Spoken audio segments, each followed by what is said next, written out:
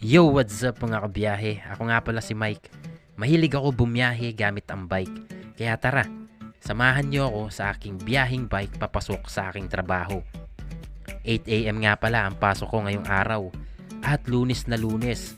Kaya asahan natin na sobrang traffic ngayon. Labas muna ako dito sa aming kanto. Dito nga pala ako dumaan sa Maricaban. Kasi hindi ako sa Mega Mall naka-assign ngayong araw.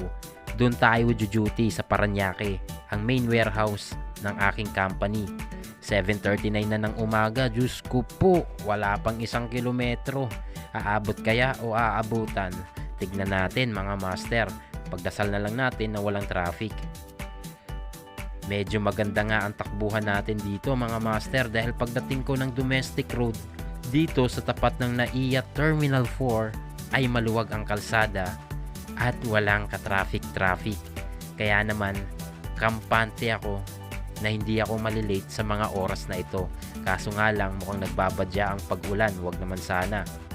Inactivate ko na nga pala muna ang autopilot mode system ni Black Horse dahil kailangan ko mag-relax kasi panigurado mapapasabak na naman ako neto sa matinding trabaho. Kita nyo, lunes yan pero sobrang luwag dito sa domestic road. Chill pace lang, takbong 30 lang mga master kasi kakayod pa ako ng 8 hours sa trabaho. Ops, kanan tayo dito mga master. Pag dumiretso tayo papuntang terminal yan. Welcome to Pasay, nakasulat. Ito nga pala yung boundary ng Pasay at Parañaque. Bali dito mga master, kung hindi kayo familiar, ito yung NAIA Terminal. Ito nga pala yung signage ng Parañaque. O di ba wala na kasi pinagbabaklas na ng mga magagaling diyan. Kung sino man ang sumira, napakaganda pa naman nun. Dito na tayo sa Pure Gold Parañaque. Ang tapat nito ay isang daanan papasok ng multinational mga master. Grabe no, parang hindi Monday. God bless us, sabi ng jeepney. Kung napapansin nyo, nasa gitna na ako ng kalsada. Pumupesto na ako neto kasi pupunta tayo sa kaliwang linya.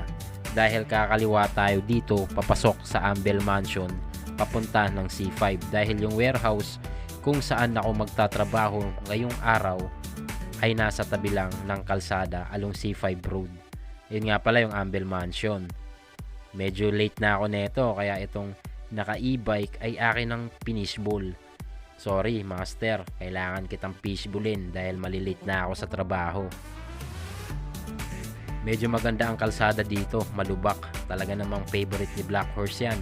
Pagdating dito sa lubakan na ito, may ahon. Pero sobrang banayad lang yan. Hindi ko ininda yung ahon dito kasi parang patag lang. Autopilot mode muna ulit tayo habang tumitingin sa Ambel Mansion. Oops! Ayun, si Master E-Bike. Nasa ating likuran, pinipilit humabol pero nag-breakaway na ako nyan.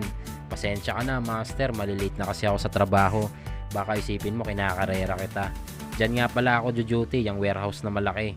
Pagdating ko dito, tambak ng truck ang bungad ng gate. Akala ko natakpan na yung pinaka-gate. Yung pala nasa unahan. Kinabahan ako dun.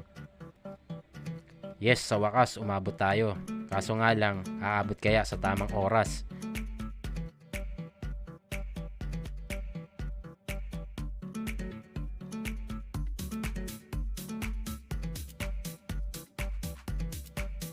At nandito lang sa gilid ang kanilang bike parking.